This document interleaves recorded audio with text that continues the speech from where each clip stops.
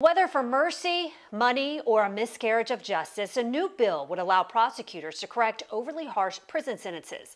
Now, the bill, which has bipartisan backing in Florida's legislature, is just one of several criminal justice reforms being proposed this legislative session. As On Your Side's Ann Schindler reports tonight, lawmakers are looking for ways to both address historic injustices and to relieve the state's overburdened prison system.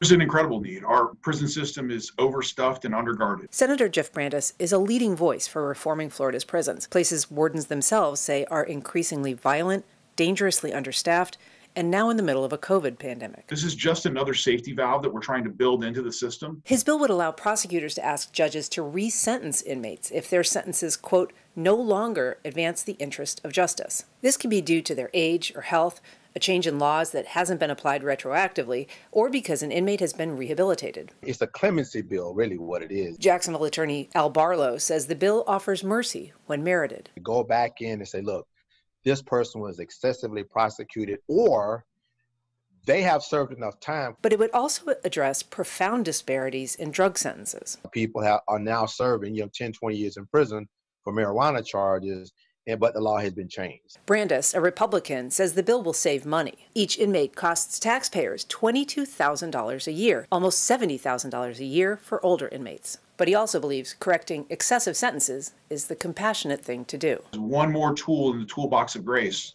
we should offer that. Ann Schindler, First Coast News, On Your Side. And a state